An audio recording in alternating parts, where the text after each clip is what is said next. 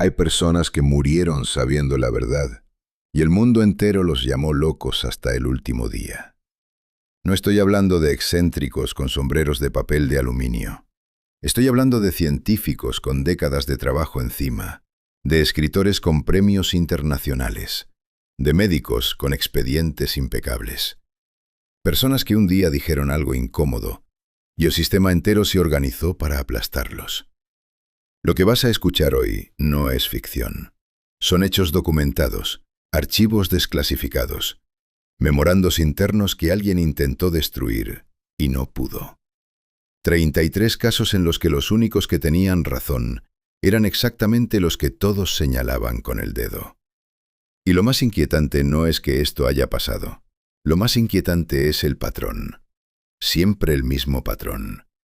Alguien descubre algo, el poder decide que ese algo es peligroso, y entonces empieza la máquina. Primero el ridículo, luego el silencio, luego el olvido. Pero a veces, solo a veces, la verdad sobrevive. Se esconde en un cajón equivocado, en un archivo que nadie ordenó destruir, en el testimonio de alguien que no tenía nada que perder. Y cuando sale, sale con todo. Prepárate, porque lo que vas a escuchar va a cambiar la manera en que miras las noticias, la ciencia oficial y cualquier cosa que te digan que es imposible creer. Si este contenido te está abriendo los ojos tanto como a mí me los abrió cuando lo descubrí, suscríbete y deja tu like. De verdad ayuda muchísimo a que estas historias lleguen a más personas.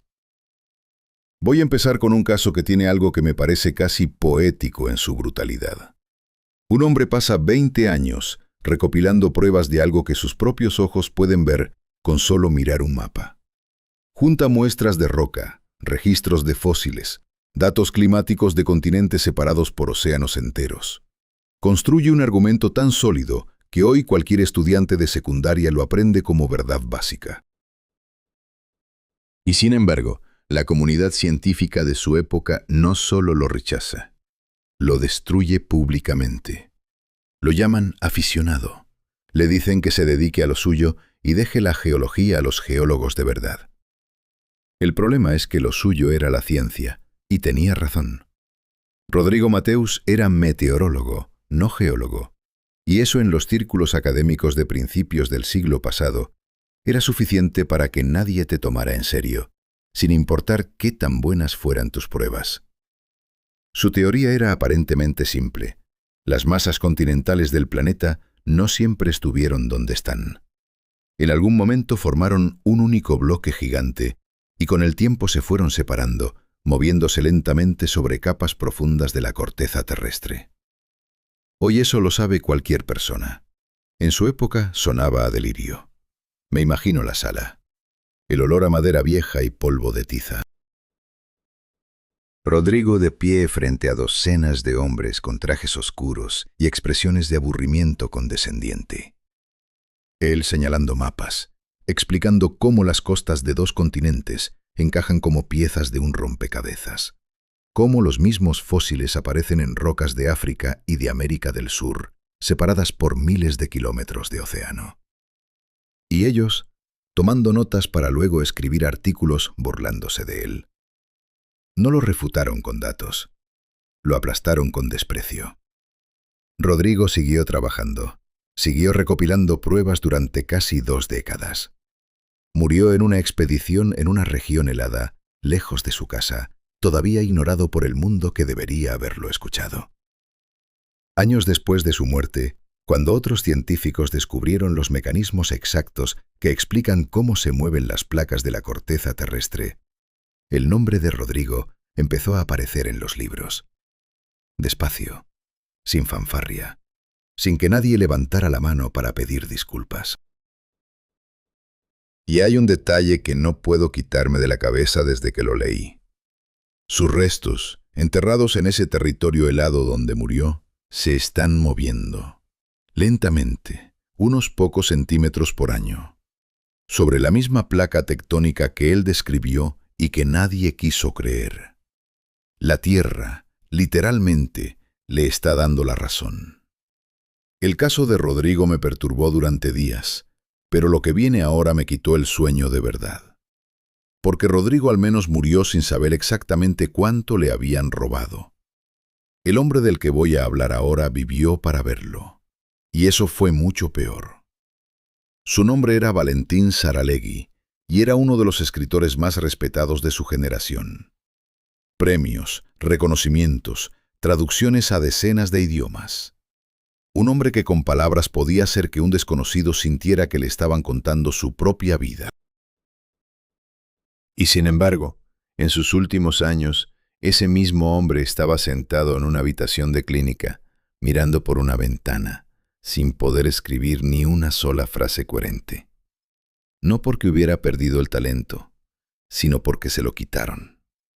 Valentín llevaba varios años diciéndole a todo el mundo que lo seguían, que interceptaban sus cartas, que había personas apostadas cerca de su casa que cambiaban de turno con una regularidad que él había aprendido a identificar.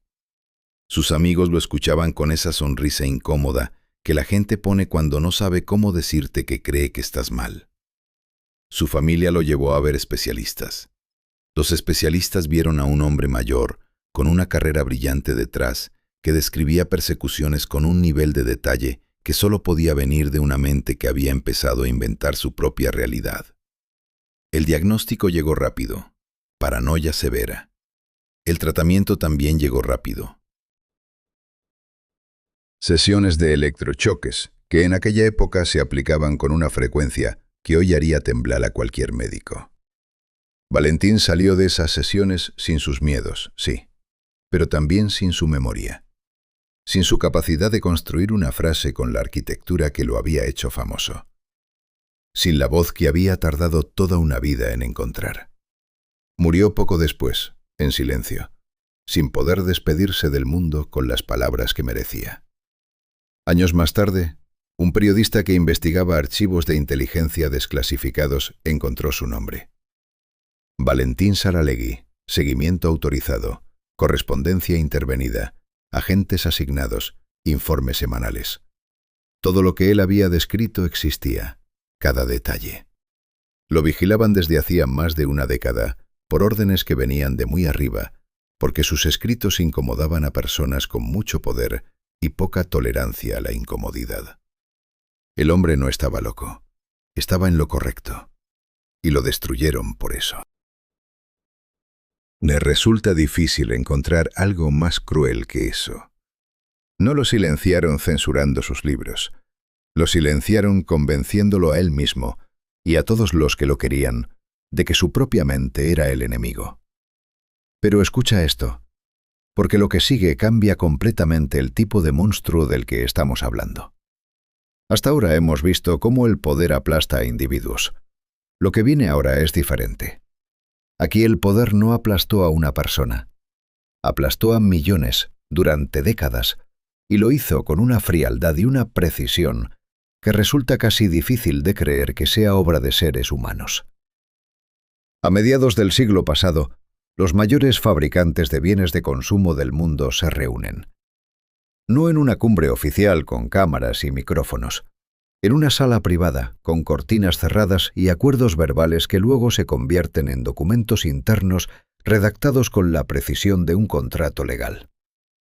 El tema de la reunión no es cómo mejorar sus productos. Es exactamente lo contrario. Es cómo asegurarse de que sus productos dejen de funcionar en el momento exacto en que ellos decidan. Antes de ese acuerdo, ciertos productos duraban el doble de lo que duran ahora. Los ingenieros que los fabricaban se sentían orgullosos de eso. Algunos incluso competían internamente para ver quién lograba diseños más resistentes.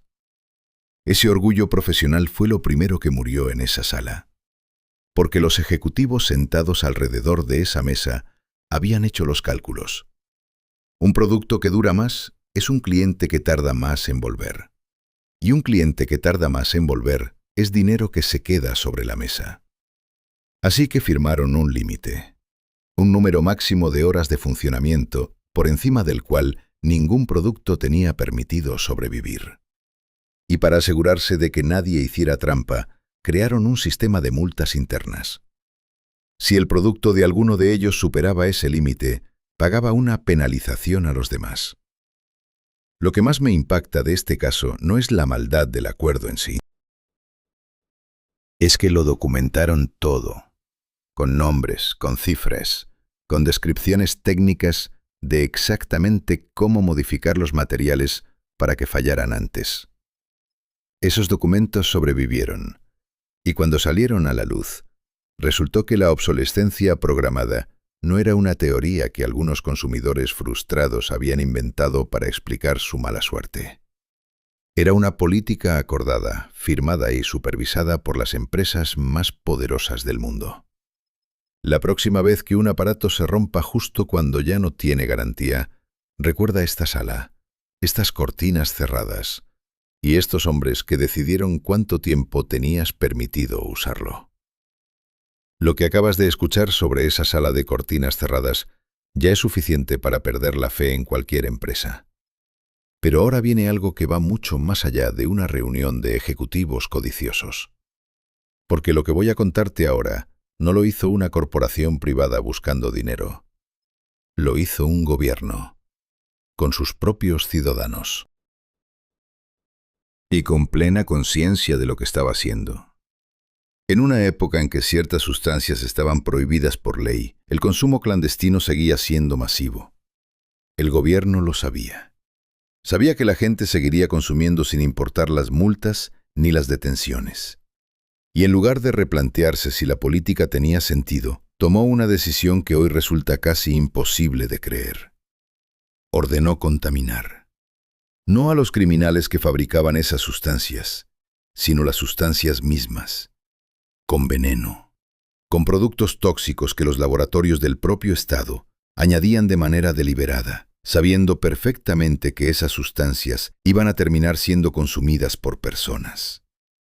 El razonamiento oficial, que quedó documentado en memorandos internos, era que quien consumía algo ilegal asumía las consecuencias, que la responsabilidad era del consumidor, no del Estado que había envenenado el producto. Miles de personas murieron. No en un accidente, no por un error de cálculo, sino porque alguien firmó una orden, alguien la ejecutó, y nadie en toda esa cadena de mando levantó la mano para decir que aquello era inaceptable. El médico forense de una ciudad importante levantó la voz públicamente. Dijo en términos muy claros que lo que estaba viendo en las mesas de autopsia era el resultado de una política de eliminación encubierta. La respuesta oficial fue un silencio absoluto, seguido de una explicación técnica sobre los riesgos del consumo ilegal. Nadie fue juzgado. Nadie perdió su cargo. Los memorandos que documentaban la decisión quedaron archivados durante décadas hasta que un investigador los encontró casi por casualidad, buscando otra cosa, en un sótano lleno de cajas sin clasificar. Lo que más me cuesta procesar de este caso no es la crueldad en sí, es la normalidad con que fue ejecutado. No había villanos retorcidos dando discursos en habitaciones oscuras. Había funcionarios de traje, con familias y rutinas normales, que firmaban papeles por la mañana y volvían a casa a cenar por la noche. Eso es lo que de verdad da miedo, no el monstruo con cara de monstruo, el monstruo que tiene exactamente tu misma cara. Y ahora necesito contarte algo completamente diferente, porque después de tanta oscuridad institucional, este caso tiene un sabor distinto. Este no es sobre el poder aplastando a alguien. Este es sobre alguien que decidió que si el mundo no le creía, iba a convertirse en la prueba viviente de que tenía razón. Y lo hizo de la manera más extrema que puedas imaginar. El doctor Andrés Caballero Vives llevaba años estudiando una enfermedad que afectaba a millones de personas en todo el mundo. Úlceras estomacales, dolor crónico, tratamientos que aliviaban los síntomas pero nunca resolvían el problema de raíz. La explicación oficial era cómoda y simple. El estrés, la mala alimentación, el exceso de acidez. Andrés estaba convencido de que esa explicación era incompleta. Después de años de investigación, Llegó a una conclusión que en aquel momento sonaba a locura pura. La causa real era una bacteria, un organismo microscópico que vivía en el estómago y que podía ser eliminado con un tratamiento antibiótico estándar. Presentó sus hallazgos en un congreso médico. El silencio que siguió a su presentación era del tipo que duele físicamente. Luego vinieron las preguntas, no para entender mejor su investigación, sino para desmantelarla. Colegas con 30 años de carrera le explicaron con paciencia condescendiente por qué estaba equivocado. Revistas especializadas rechazaron sus estudios. Un editor le devolvió un artículo con una nota que decía, en esencia, que aquello no era compatible con el conocimiento establecido. Andrés pasó meses intentando encontrar una manera de demostrar lo que sabía. Y un día tomó una decisión que ningún comité de ética del mundo habría aprobado. Fue a su laboratorio, preparó una solución con la bacteria que había estado estudiando y se la tomó. Así, sin anestesia, sin red de seguridad, sin nadie más en la sala que pudiera detenerlo. Los días siguientes fueron exactamente lo que esperaba. Dolor, náuseas, inflamación. Se hizo una biopsia él mismo, confirmó la infección, se trató con antibióticos y se curó.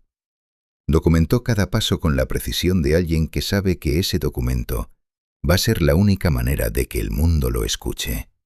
Y funcionó. No de inmediato, no sin resistencia, pero funcionó. Años después, cuando los reconocimientos más importantes de la medicina llegaron a su puerta, Andrés ya no necesitaba demostrar nada. La cicatriz que llevaba en el estómago ya era suficiente prueba de que haría algo mucho más perturbador, esperando en el siguiente caso. En una audiencia pública, con cámaras encendidas y legisladores sentados en sus sillas, un director de inteligencia sacó un arma sobre la mesa y la dejó ahí, a la vista de todos, como si fuera un bolígrafo. No era un arma normal, era un dispositivo del tamaño de una pistola pequeña que disparaba un proyectil microscópico hecho de toxina pura, tan fino que al entrar en el cuerpo no dejaba marca visible. Sin agujero, sin rastro. El proyectil se disolvía en minutos y lo que producía parecía, en todos los análisis médicos disponibles en ese momento, un infarto cardíaco completamente natural. El legislador que lo tomó entre sus manos lo sostuvo frente a las cámaras con una expresión que mezclaba incredulidad y horror. Y luego hizo la pregunta que nadie en esa sala quería responder. Dijo, «Esto es lo que decidieron mostrarnos. ¿Qué es exactamente lo que decidieron no mostrar?» Nadie respondió. El silencio duró varios segundos, que en la grabación original se sienten como minutos. Lo que más me impacta de ese momento no es el arma en sí. Es la anormalidad con que fue presentada, sin disculpas, sin explicaciones emocionales, con la misma actitud burocrática con que alguien presenta un informe de presupuesto. El dispositivo había sido desarrollado y perfeccionado durante años dentro de un programa que en teoría no existía, financiado con fondos que en los registros oficiales aparecían etiquetados como gastos de investigación general. Había sido probado. Eso quedó confirmado en los documentos posteriores. No en maniquíes, no en animales de laboratorio. Las pruebas fueron mucho más allá de eso, y los detalles exactos de esa parte del programa nunca salieron completamente a la luz pública. Lo que sí salió fue suficiente para entender que durante años, ciertos fallecimientos que habían sido clasificados como causas naturales podían no haberlo sido en absoluto. No hay manera de saber cuántos. No hay manera de verificarlo retroactivamente con las herramientas médicas de aquella época. Y esa es exactamente la parte que no te deja dormir si te quedas pensando demasiado tiempo en ella. Que el arma perfecta no es la que hace más daño. Es la que no deja ninguna pregunta abierta. Andrés Caballero arriesgó su propio cuerpo para demostrar una verdad médica que nadie quería aceptar. Los hombres que diseñaron este dispositivo arriesgaron los cuerpos de otras personas para asegurarse de que ninguna verdad pudiera ser demostrada jamás. La diferencia entre esos dos actos dice todo lo que hay que saber sobre quién tenía poder y quién no. Pero si ese caso te pareció perturbador, espera, Porque lo que viene ahora no es una operación encubierta que se ejecutó en secreto durante años. Es algo mucho más desconcertante. Es un plan que fue escrito, firmado, presentado oficialmente a las más altas autoridades del país y que estuvo a punto de convertirse en realidad. Un plan para que un gobierno atacara a sus propios ciudadanos y lo culpara de ello a un país extranjero. El general Diego Fuentes Larraín llevaba décadas en el servicio, hombre de protocolo, de uniforme planchado, de saludos precisos, el tipo de persona que en una reunión habla despacio porque sabe que sus palabras tienen peso. Y fue exactamente ese tipo de persona quien puso su firma al pie de un documento que proponía lo siguiente: organizar una serie de incidentes violentos en suelo nacional, ataques contra infraestructuras, disturbios en zonas civiles, incluso la posibilidad de hundir una embarcación militar propia en aguas internacionales. Todo diseñado para parecer obra de un enemigo exterior. El objetivo era generar en la opinión pública el nivel de indignación necesario para justificar una intervención militar contra ese enemigo. El plan llegó al escritorio del jefe de gobierno de la época, que lo rechazó. Los documentos fueron clasificados de inmediato.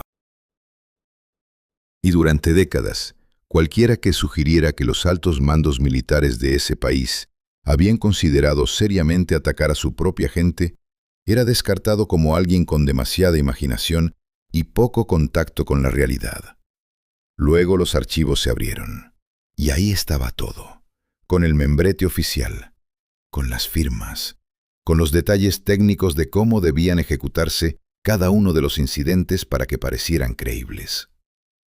Lo que más me sacudió al leer sobre este caso no fue la propuesta en sí, aunque es suficientemente perturbadora.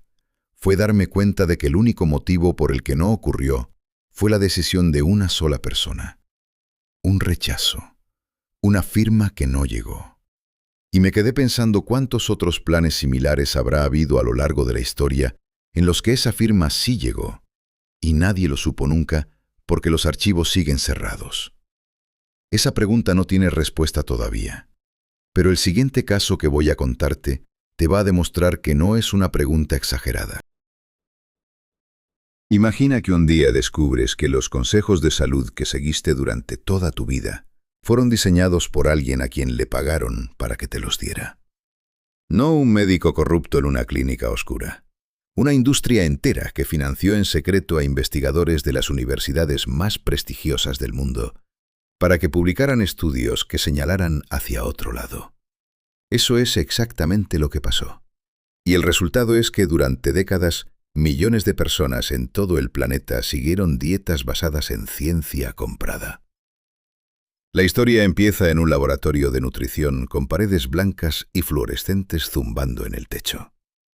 Un grupo de investigadores con credenciales impecables recibe una propuesta de financiamiento de una fundación con un nombre que suena perfectamente neutral y académico. El dinero es generoso. Las condiciones parecen simples. Hacer una revisión de la literatura científica existente sobre enfermedades cardíacas y alimentación. El problema es lo que no dice el contrato, que el resultado esperado ya estaba decidido antes de que empezara la investigación. En esa época, varios estudios independientes empezaban a conectar el consumo excesivo de azúcar con problemas cardiovasculares graves. La industria que producía y vendía ese azúcar lo sabía. Y sabía también que si esa conexión se volvía oficial, las consecuencias económicas serían enormes. Así que invirtió, no en mejorar sus productos, en redirigir la conversación científica. Los investigadores financiados publicaron su revisión en una revista médica de enorme prestigio internacional. El estudio señalaba con claridad que el problema no era el azúcar, sino las grasas. Las grasas saturadas eran las culpables de las enfermedades del corazón. El azúcar quedaba prácticamente absuelto.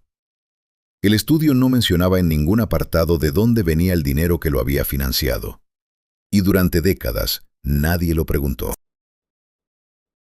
Lo que siguió fue una transformación completa de los hábitos alimentarios de medio mundo.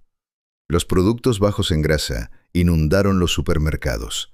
Las personas que querían cuidar su salud dejaban la mantequilla y compraban productos procesados etiquetados como saludables. Lo que nadie les decía es que para compensar el sabor que se perdía al quitar la grasa, esos mismos productos llevaban cantidades masivas de azúcar añadida. El enemigo que había comprado su propia absolución estaba ahora en cada estante, en cada desayuno, en cada yogur light que alguien comía pensando que hacía lo correcto. Décadas después, un equipo de investigadores que revisaba archivos históricos de la industria encontró los documentos internos, los correos, los contratos, las instrucciones sobre qué conclusiones debía alcanzar el estudio. Lo publicaron todo. El escándalo fue real, pero silencioso, sin juicios, sin devoluciones. El daño ya estaba hecho en los cuerpos de generaciones enteras que nunca supieron que alguien había decidido por ellas qué era verdad. Y justo cuando crees que ya entiendes la escala de lo que ciertos poderes son capaces de ocultar, aparece este caso. Porque esconder un documento es una cosa, esconder una ciudad entera es otra. Voy a contarte algo que la primera vez que lo leí, tuve que releer 2 veces para asegurarme de que lo había entendido bien. A mediados del siglo pasado, un gobierno construyó una ciudad desde cero, no una base militar pequeña. Una ciudad real, con calles, con casas para familias, con escuelas donde los niños iban cada mañana con sus mochilas, con mercados, con una iglesia en la que la gente se casaba y bautizaba a sus hijos. Más de 70.000 personas vivían ahí. Y esa ciudad no aparecía en ningún mapa público. No tenía nombre oficial reconocido por ningún organismo civil. Las cartas que sus habitantes mandaban a sus familias pasaban por un sistema de revisión antes de salir. Nadie podía entrar sin autorización. Nadie podía hablar de lo que hacía al salir. La ciudad existía dentro de un perímetro de vallas y torres de vigilancia que sus propios residentes habían aprendido a ver como parte del paisaje normal. Me imagino a una madre preparando el desayuno por la mañana, escuchando a sus hijos pelearse por algo sin importancia, mirando por la ventana una calle perfectamente normal con vecinos que saludan al pasar, y sin saber, con total exactitud, para qué servía el lugar donde vivía. Porque la gran mayoría de los trabajadores que operaban las instalaciones de esa ciudad hacían su parte de un proceso sin conocer el conjunto. Alguien controlaba temperaturas, otro medía concentraciones, otro registraba pesos y volúmenes. Nadie tenía el cuadro completo. Eso era parte del diseño. El producto final de todo ese trabajo fue una de las creaciones más destructivas que la humanidad ha puesto en marcha jamás. Y el día que ese producto fue utilizado por primera vez en el mundo exterior, los habitantes de esa ciudad lo supieron por la radio, igual que el resto del planeta. En ese momento, por primera vez, entendieron para qué habían estado trabajando. Algunos lloraron, otros se quedaron en silencio mirando el suelo. Y la ciudad siguió funcionando, porque el proyecto no había terminado. Lo que más me cuesta de este caso no es el secreto en sí, es imaginar ese momento exacto, el ruido de la radio, el silencio que vino después, y 70.000 personas procesando al mismo tiempo la misma pregunta imposible. 70.000 personas que no sabían para qué trabajaban es una imagen que cuesta sacudirse. Pero ahora voy a contarte algo todavía más difícil de procesar. Porque esa ciudad ocultaba un secreto industrial. Lo que viene ahora ocultaba personas. Seres humanos reales, con nombres y apellidos, que el sistema decidió hacer desaparecer en vida. No en una dictadura sin nombre en un país lejano. En un país con instituciones, con protocolo oficial, con una familia en el poder que se presentaba públicamente como ejemplo de valores y servicio a la comunidad.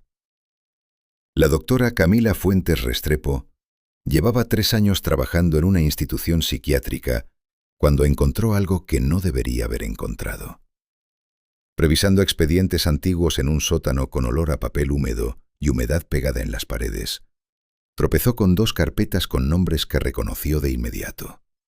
No porque fueran famosos, porque aparecían en los registros oficiales de una familia poderosa como personas fallecidas hacía décadas.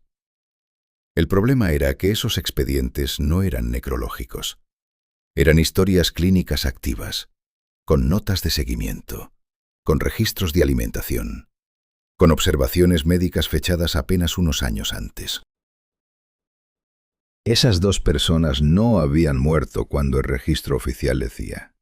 Habían sido ingresadas en esa institución siendo muy jóvenes, con diagnósticos vagos que en la documentación interna se traducían básicamente en que su existencia resultaba inconveniente para la imagen pública de su familia. Y ahí se habían quedado. Décadas enteras dentro de esas paredes, sin visitas registradas de ningún familiar cercano, sin que nadie con apellido conocido apareciera en los libros de visitas que Camila revisó uno por uno. Afuera, esa misma familia participaba en actos públicos relacionados con el bienestar social. Aparecían en fotografías junto a representantes de organizaciones que trabajaban precisamente para proteger a personas vulnerables. La distancia entre esa imagen pública y lo que Camila tenía entre las manos era tan brutal que durante unos minutos simplemente se quedó sentada en esa silla de madera, en ese sótano, sin poder moverse. Una de las dos mujeres había fallecido poco antes de que Camila encontrara los expedientes. La otra seguía viva, anciana, sin haber salido nunca de esa institución, sin haber tenido nunca acceso a ningún recurso legal, sin que nadie fuera de esas paredes supiera con certeza que seguía respirando. Cuando la historia salió a la luz a través de un documental independiente, la reacción pública fue de incredulidad primero y de rabia después. Pero lo más perturbador no fue el escándalo. Fue descubrir que el mecanismo que lo hizo posible era perfectamente simple. No hizo falta ninguna conspiración elaborada. Solo silencio. Solo nadie preguntando. Solo registros oficiales que decían una cosa y expedientes clínicos guardados en un sótano que decían otra. Y nadie que conectara los dos. Hasta que una doctora con demasiada curiosidad bajó a buscar un formulario antiguo un martes por la tarde. Ese caso me dejó pensando durante días en cómo funciona el poder cuando necesita borrar algo. A veces usa documentos falsos, a veces usa instituciones, y a veces, como vamos a ver ahora, usa exactamente el sistema que en teoría existe para protegerte. Dos periodistas jóvenes, una redacción con mesas llenas de papeles y ceniceros, el ruido constante de teléfonos y máquinas de escribir, el olor a café quemado que nadie tiraba hasta el final del día. Ninguno de los dos tenía más de 30 años. Ninguno de los dos era el periodista estrella de su medio. Eran los que llegaban temprano y se quedaban tarde porque todavía les importaba cada detalle. La historia que les llegó primero parecía pequeña. Un grupo de hombres había sido detenido intentando acceder de manera ilegal a las oficinas de un partido político. Robo de documentos, posiblemente instalación de micrófonos. El tipo de nota que en una redacción normal acaba en la página interior y desaparece al día siguiente. Pero algunos detalles no encajaba. La manera en que los detenidos se comportaron durante el arresto. Los materiales que llevaban encima, demasiado sofisticados para un robo común. Las conexiones que empezaron a aparecer cuando los dos periodistas tiraron del primer hilo. Mateo Cienfuegos y Lucía Paredes Vidal. Pasaron meses construyendo la historia desde abajo. Cada fuente les daba un fragmento. Cada fragmento abría 3 preguntas nuevas. Su editor les preguntaba regularmente si tenían suficiente para publicar. Ellos siempre decían que no todavía, porque lo que iban encontrando era demasiado grande para publicarlo a medias. El hilo no llevaba a una banda de ladrones. Llevaba a financiadores de campaña que habían pagado por la operación. Llevaba a agentes de inteligencia que habían participado en el diseño. Llevaba a funcionarios de alto rango que habían ordenado el seguimiento sistemático de opositores políticos durante meses. Y seguía subiendo, cada vez más arriba, hasta llegar a un despacho donde nadie en ese país había imaginado que una historia así pudiera terminar. El día que publicaron la primera pieza, las reacciones oficiales fueron predecibles. Negación total, descalificación de las fuentes, presión sobre la dirección del medio para que frenara la investigación. Pero Mateo y Lucía tenían algo que el poder no había calculado bien. Tenían más. Y lo que viene después cambió para siempre la manera en que ese país entendía quién mandaba de verdad. Mateo y Lucía tiraron de un hilo y encontraron una red. Pero hay casos en los que el hilo no lleva a una red, sino a un abismo. Y este es uno de ellos. Porque lo que voy a contarte ahora no es sobre ocultar un crimen. Es sobre tomar a los autores de crímenes gravísimos, borrarles el pasado y convertirlos en héroes nacionales. Al terminar la guerra más devastadora del siglo pasado, una potencia vencedora se encontró frente a una decisión que nadie quería poner por escrito, pero que alguien tenía que tomar. Había científicos del bando derrotado con conocimientos que no existían en ningún otro lugar del mundo. Conocimientos sobre propulsión, sobre ingeniería de alta precisión, sobre materiales y velocidades que los propios vencedores tardarían décadas en desarrollar por su cuenta. El problema era de dónde venían esos conocimientos, porque no habían nacido en laboratorios limpios con investigadores voluntarios. Habían nacido en instalaciones donde el trabajo lo hacían personas que no tenían elección, prisioneros. Personas arrancadas de sus vidas y obligadas a construir armas bajo condiciones que muchos no sobrevivieron. El ingeniero Konrad Albrecht Sievers era uno de esos científicos. Había dirigido el desarrollo técnico de un programa de armamento que usó trabajo forzado de manera sistemática. Tenía un expediente que lo documentaba con precisión. Nombres de instalaciones, números de personas bajo su supervisión, informes que él mismo había firmado. Y sin embargo, cuando los agentes de inteligencia de la potencia vencedora llegaron a buscarlo, no fue para llevarlo ante un tribunal. Fue para hacerle una oferta. Le dijeron que su expediente podía desaparecer, que se construiría una historia nueva para él, que su familia estaría protegida, que tendría recursos, instalaciones y libertad para continuar su trabajo. Todo lo que tenía que hacer era cruzar al otro lado y empezar de nuevo con otro nombre en los archivos oficiales. Konrad aceptó. Lo que siguió fue una operación logística de una escala que resulta difícil de imaginar. Más de 1 millar de personas en situaciones similares fueron procesadas a través del mismo sistema. Expedientes reescritos, fotografías reemplazadas, declaraciones de testigos ignoradas o bloqueadas. Se violaron órdenes explícitas de los propios líderes políticos que habían prohibido este tipo de acuerdos con personas que hubieran colaborado activamente con el régimen derrotado. Esas órdenes estaban escritas. Y fueron ignoradas de manera sistemática por los mismos servicios de inteligencia que en teoría respondían a esos líderes. Konrad pasó las décadas siguientes siendo celebrado como un pionero. Sus logros se convirtieron en logros nacionales. Su nombre apareció en titulares orgullosos. Y las personas que habían trabajado bajo sus órdenes en aquellas instalaciones, las que sobrevivieron, vieron su cara en las noticias sin que nadie a su alrededor entendiera por qué se quedaban en silencio. Lo que hizo posible el caso de Konrad fue una decisión tomada en una sala cerrada por personas que calcularon que el valor estratégico de ciertos conocimientos superaba cualquier otra consideración. Es exactamente el mismo tipo de cálculo que aparece en el siguiente caso, pero aquí las consecuencias no se midieron en décadas, se siguen midiendo todavía hoy.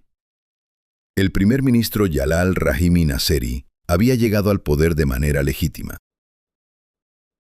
Elecciones limpias, participación masiva, un mandato claro de su propia gente.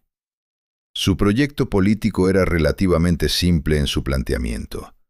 Los recursos naturales de su país, que durante generaciones habían enriquecido a corporaciones extranjeras, mientras la mayoría de su población vivía en condiciones muy duras, debían pasar a manos del Estado y beneficiar a los ciudadanos que los tenían bajo sus pies. Era exactamente el tipo de medida que en teoría los sistemas democráticos existen para permitir.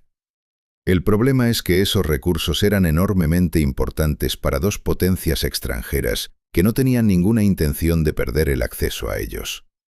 Lo que siguió no fue una respuesta diplomática. Fue una operación encubierta que llevaba meses en marcha antes de que Rahimi tomara ninguna decisión definitiva.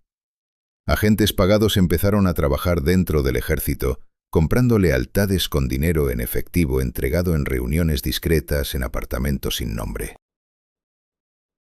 Se financiaron grupos de presión que organizaban protestas con participantes que cobraban por estar ahí. Se insertaron historias falsas en medios de comunicación locales que describían a Rahimi como un agente del caos económico. Se creó una atmósfera artificial de crisis que justificara lo que ya estaba planeado. El día que Rahimi fue derrocado, los comunicados oficiales de las potencias extranjeras expresaron preocupación y llamaron a la calma. Décadas después, cuando los archivos empezaron a abrirse, los documentos internos mostraron algo completamente distinto. Mostraban a funcionarios de inteligencia describiendo la operación con satisfacción, celebrando los resultados, calculando los beneficios económicos del nuevo acuerdo con el régimen que habían instalado en su lugar. El régimen que pusieron duró décadas. Su caída, cuando llegó, fue violenta y produjo una crisis que redefinió la política de toda una región. Una sola operación encubierta decidida en una sala por un puñado de personas desencadenó una cadena de consecuencias que todavía hoy, generaciones después, sigue sin resolverse. Y lo que viene a continuación demuestra que ese tipo de decisiones no fue una excepción. Fue un patrón. Una guerra entera fue construida sobre un evento que nunca ocurrió. No estoy hablando de una interpretación exagerada ni de un malentendido en el calor del momento. Estoy hablando de algo que los propios analistas de inteligencia sabían desde el principio que no había pasado como se describió, y que aún así fue presentado al mundo como justificación para enviar a millones de personas a un conflicto que duró más de una década. El almirante Gustavo Perales Montoya recibió el informe en su despacho una noche. Un supuesto ataque de embarcaciones enemigas contra un buque naval propio en aguas internacionales. El informe llegó con urgencia, con el tipo de redacción que en los círculos militares significa que hay que actuar rápido. Perales lo leyó 2 veces. Algo no encajaba. Los detalles técnicos de la supuesta agresión no eran consistentes con las condiciones meteorológicas de esa noche en esa zona. Los registros de comunicaciones del propio buque no confirmaban el contacto visual con embarcaciones enemigas. Perales escribió una nota interna señalando sus dudas y la envió por los canales correspondientes. La nota desapareció. No en sentido figurado, en sentido literal. Años después, cuando los archivos fueron abiertos, esa nota no estaba en ningún expediente. Lo que sí estaba era el informe original, con anotaciones que mostraban que otras personas dentro del sistema habían tenido las mismas dudas que Perales y habían sido igualmente ignoradas. La decisión política ya estaba tomada antes de que llegara ningún informe. El supuesto ataque era la pieza que faltaba para hacer presentable ante la opinión pública algo que ya estaba decidido en privado.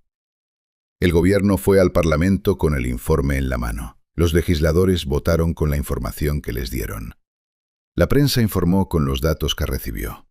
Y cientos de miles de jóvenes empezaron a preparar sus equipos sin saber que la razón oficial por la que iban a ese conflicto era una construcción diseñada en una sala que ellos nunca pisarían. Lo que más me cuesta de este caso es lo que implica para todo lo demás. Porque si eso fue posible una vez, con toda la maquinaria institucional funcionando alrededor, con analistas que levantaron la mano y fueron ignorados, con documentos que desaparecieron de archivos oficiales, entonces la pregunta que queda flotando es inevitable. ¿Cuántas otras veces ocurrió algo similar y los archivos todavía no se han abierto? ¿Cuántas guerras más tienen en algún sótano clasificado una nota de un almirante que dijo que algo no cuadraba y nadie escuchó? Y justo cuando parece que lo más perturbador de esta lista ya quedó atrás, aparece este caso. Porque todo lo que hemos visto hasta ahora implicaba ocultar acciones físicas, operaciones, documentos, personas, recursos. Lo que viene ahora es diferente. Aquí lo que se ocultó fueron los datos de la vida cotidiana de millones de personas que nunca hicieron nada malo, que no estaban en ninguna lista sospechosa, que simplemente existían y usaban la tecnología de su época. Diego Armando Castellanos Prieto tenía 28 años cuando tomó la decisión que cambió su vida para siempre. Trabajaba en uno de los centros de procesamiento de datos más seguros del mundo. Tenía acceso a sistemas que la mayoría de las personas ni siquiera sabían que existían. Y llevaba meses durmiendo mal, no por los horarios, sino por lo que veía cada día cuando se sentaba frente a sus pantallas. Lo que Diego había descubierto era que los programas de vigilancia que operaba su agencia no tenían nada que ver con lo que decían los comunicados oficiales sobre seguridad selectiva y objetivos específicos. El sistema no buscaba a personas concretas con indicios reales de actividad peligrosa. El sistema lo recogía todo, absolutamente todo. Cada búsqueda en Internet, cada mensaje enviado desde cualquier dispositivo conectado, cada llamada con sus metadatos, cada movimiento registrado por cualquier aplicación instalada en cualquier celular. Las empresas tecnológicas más grandes del mundo habían firmado acuerdos que les obligaban a dar acceso. Algunos de esos acuerdos eran secretos, incluso para los propios empleados de esas empresas. Diego pasó semanas copiando documentos con una metodología tan cuidadosa que durante meses nadie notó nada. Cuando salió por última vez de esas instalaciones, llevaba encima información suficiente para demostrar que todo lo que los gobiernos habían negado sobre la vigilancia masiva no solo era verdad. Era mucho peor de lo que cualquier persona que lo hubiera denunciado antes había llegado a imaginar. Los documentos llegaron a periodistas en distintas partes del mundo de manera simultánea. La publicación fue coordinada para que no pudiera ser bloqueada. Y cuando la historia salió, el silencio que siguió durante las primeras horas fue el silencio de millones de personas procesando que cada conversación privada que habían tenido en los últimos años había pasado por un servidor que ellas nunca autorizaron. Diego nunca volvió a casa. Sigue viviendo en el exterior, en un país que le dio refugio. Y el debate sobre si lo que hizo fue una traición o el acto más valiente de su generación sigue abierto.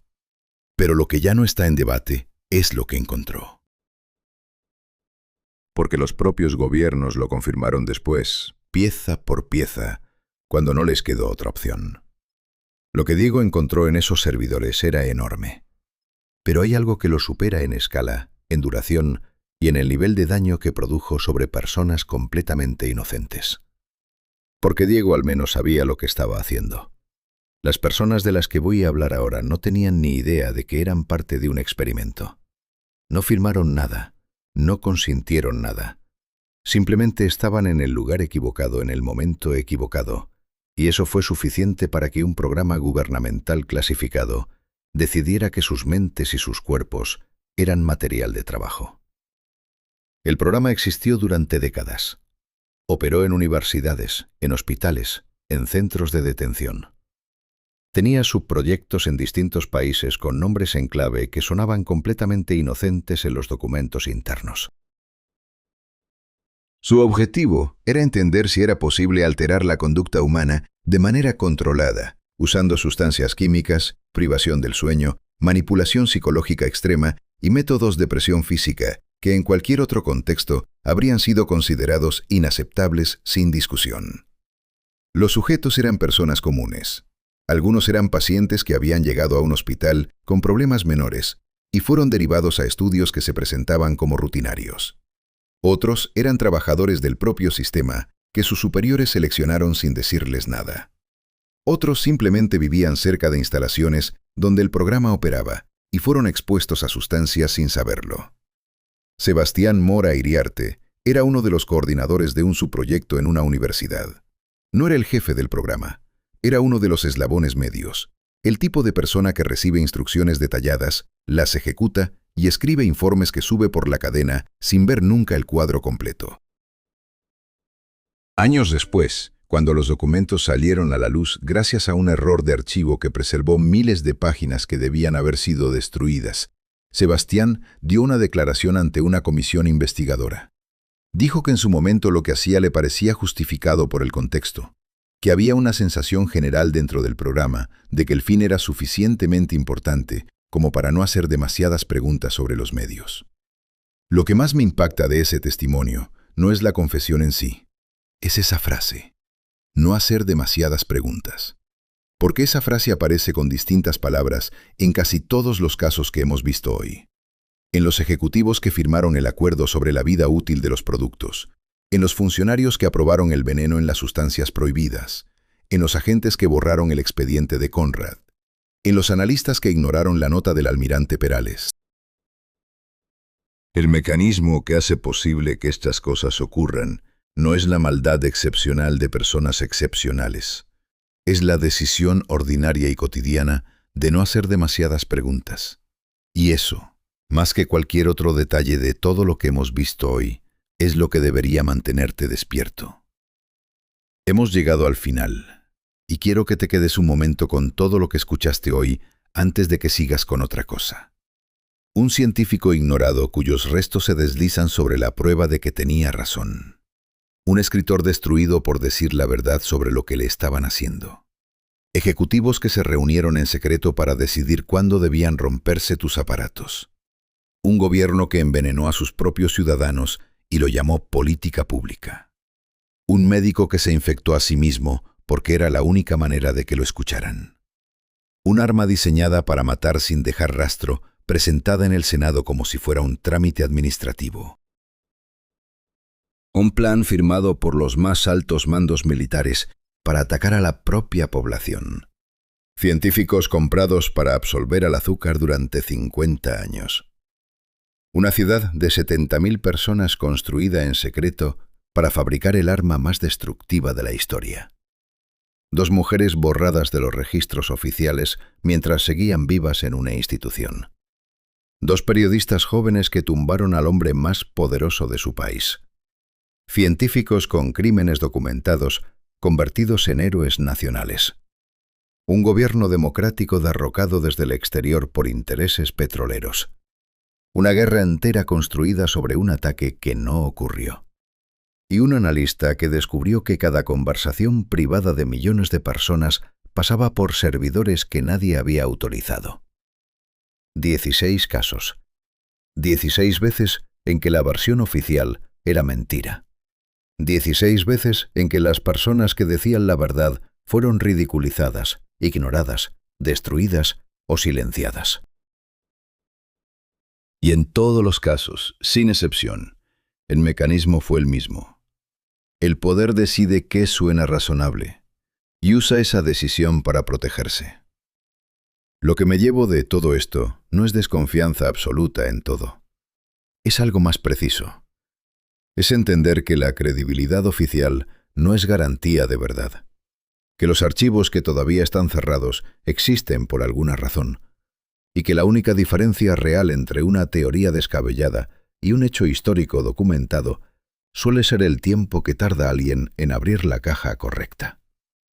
Y ahora te hago la pregunta que no puedo dejar de hacerme. Si tantas cosas que parecían imposibles resultaron ser completamente reales, ¿qué cosa que hoy te haría quedar mal en cualquier conversación crees tú que dentro de 20 años va a estar confirmada en los libros de historia? Escríbelo en los comentarios. Quiero leerlo. Y si esta historia te abrió los ojos tanto como a mí me los abrió cuando la descubrí, dale like y suscríbete, porque esto es solo el principio de lo que hay por contar.